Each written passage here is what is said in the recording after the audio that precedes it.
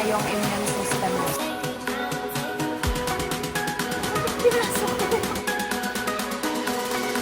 Last day of our Bosic Day trip. Good morning everyone and welcome back to another video. For our today's trip is we will go to various places, or we will explore Dumaguete City and Valencia. So of course we will go to the Dumaguete Cathedral, Pulang Bato Falls, Forest Camp, Red Rock Hot Spring, Casaroro Falls, and many more. So ngayon is kaka-get up ko lang. Ang sundo namin is 7 a.m. and right now it's 6:40 a.m. pa lang. This is the trip for today.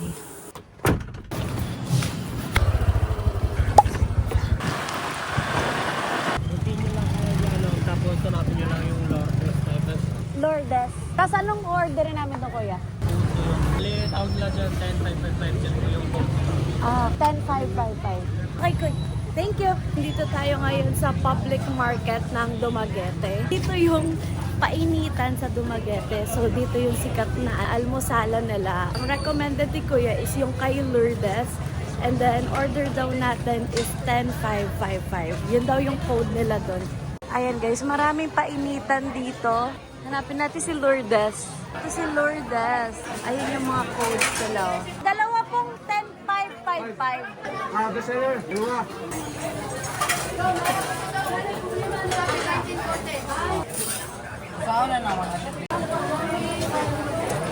So ito na siya. Meron siyang condensed peanut butter and chocolate. Try mo.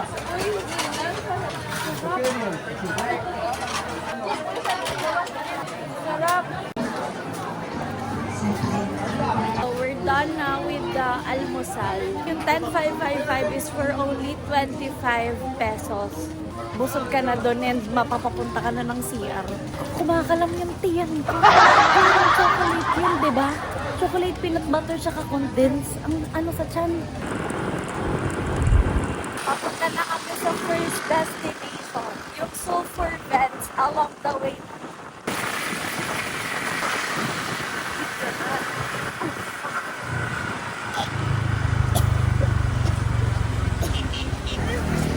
May bugok.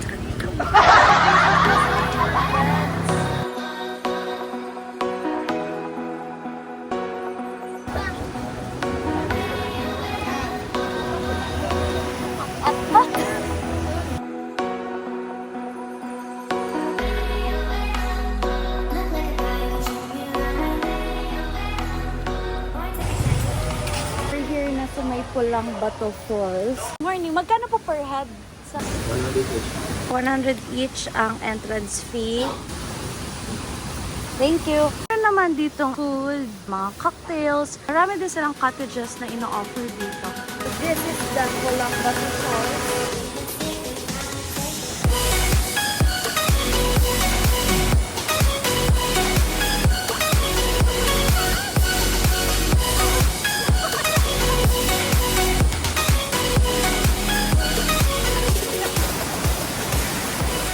Walang malulain dito guys. Kailangan pa tumawid bago makarating. Wow! Wow! So obvious naman, bakit siya tinawag na Pulang Bato Falls? It's because pula ang bato niya. And dito lang siya sa area na to mostly. Kasi yung dun sa bandang dun, merong falls, pero hindi siya pula. This is the area na pula ang bato. Ang galing.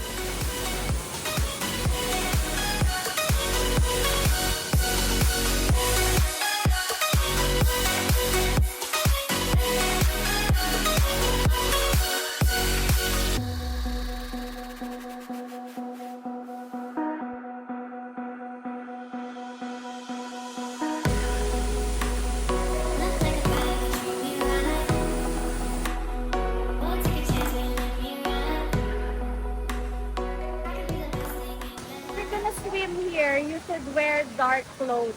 Kasi possible daw kumulay yung color no anong bato sa damit. Pero kami, hindi kami maligo kasi feel like it's unsafe and super lakas ng agos kasi umulan din kagabi.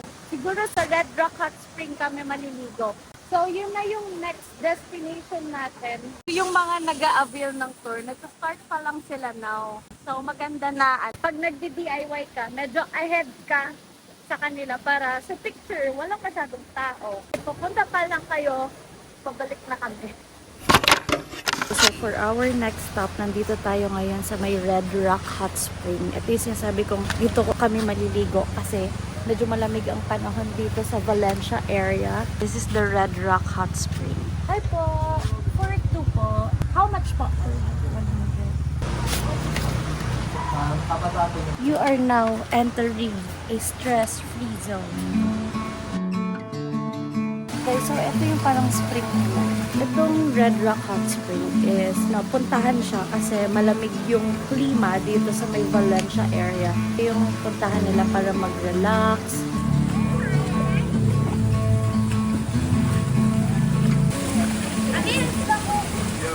Dalawa yung pool niya. Ito, bigger to.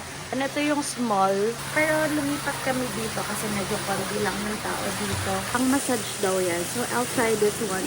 And legit na mainit talaga siya, guys. And natural yung water na ginagamit. Wala silang like parang heater. Wala talaga. So, siyang kunwari nagpainit ka ng water and then lalagyan mo na medyo malamig na tubig. Ganun siya. Totoo? Ayun, sobrang init daw doon. Alam niyo ba na ang thermal bathing is maganda ang benefits niya sa katawan. It's called thermal bathing kasi sa mainit ka naliligo.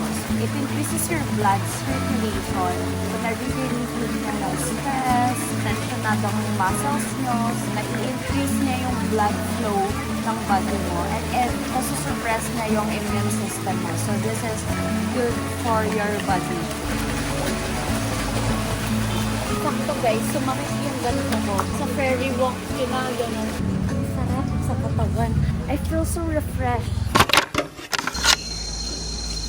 We are here na sa may Casa Roro Falls. Medyo malayo yung drive. I think mga 30 minutes yun.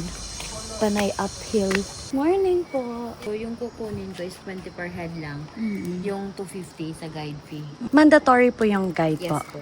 Okay. 20 per head ang entrance. Tapos may guide fee is kung ilan kayo. So, ito sa amin. Meron daw tong trekking.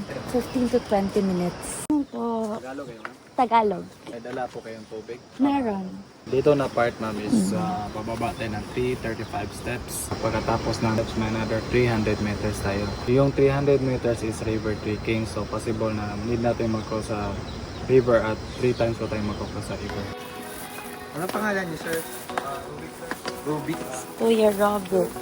Mag-start na kami mag-trekking. I changed my outfit pa. Ayan siya. Ilan taon na po kayong nag-tour guide? 6 years. Nakakailang balik kang ganito everyday, kuya. 7 times. Grabe, di ka napapagod. Bilis eh. Iyatin natin ito mamaya. Ba't yung pinasok ko? Wow! Ayusin mo ha. Baka maging... Mga maging kwento. Tingnan nyo kung gaano kalalim. Nalaglag ka dito, mabilis lang. Pag yung cellphone nalaglag, ikaw ang magiging kwento sa akin. Aba. Siyang pa kasi sir. Yeah. Eh. Taas ng bangbo. Nanginginig yung tuhod ko. Kuya, pabalik. Walang escalator.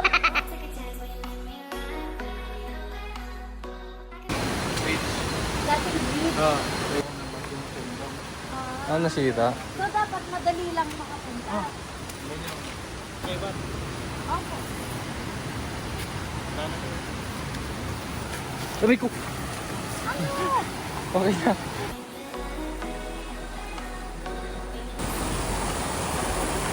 Ganda! Ay, so ganda!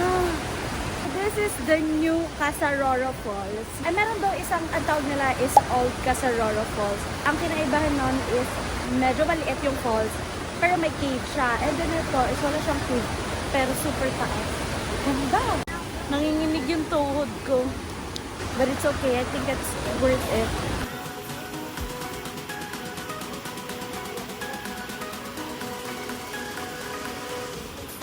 ay super ganda. However, hindi daw pwede maligo doon sa area na yon.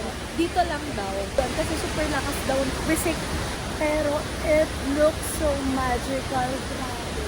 Thank you so much, Lord, for letting me experience this and for letting me witness your creation. I don't know kung paano ko na-deserve to, but guys, so habang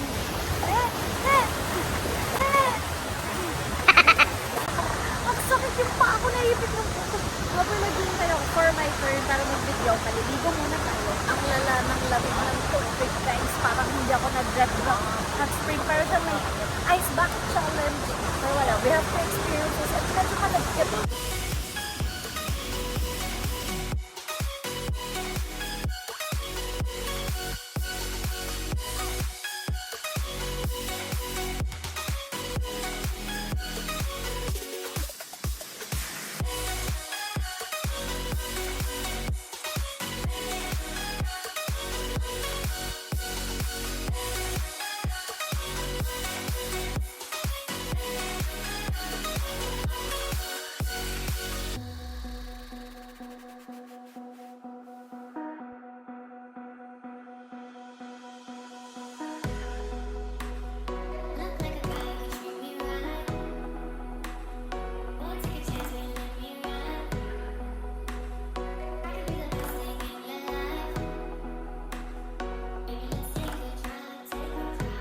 Ito na yung kukunin ni Lord. Ito yung third day namin si Kuya. Super bait niya. And nagsasuggest talaga siya ng mga posts. Kuya Robin. Kunin niyo siya pag nagpunta kayo ng Casaroro. Guys, pabalik na kami. Yes. Pagod na. Ito pala yung nature trip. Ano? Mas nakakapagod pabalik kaysa papunta. Kasi panay paakyat ito, oh. We are back. Hi. Guys, so I think we are done for today. Ayaw na namin dumaan ng forest camp. Kasi una-una, wala na din akong damit pang picture. And ayun, pagod na din kami. Ang next na puntahan na lang namin, siguro daan kami sa Subida. Check lang mga souvenir. Pinapatry ni Kuya. Kumuha tayo kalahati. Thank you, Kuya. So, ito na tayo sa Subida.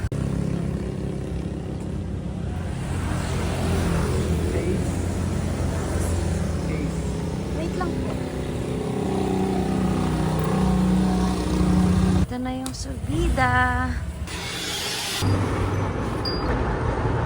Ito lang kukunin natin. Coffee coaster. Ayun lang ang ating nabili. We're nearby the Buglas Isla Cafe. So, ito daw yung isa sa must try na kainan dito sa Dumaguete.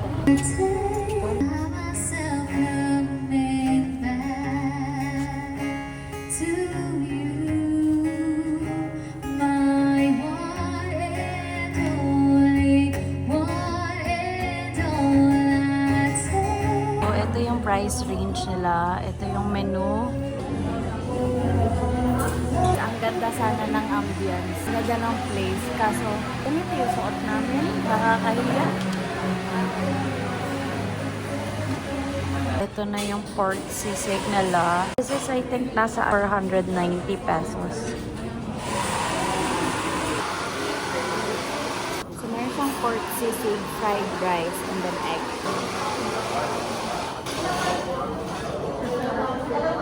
Sarap.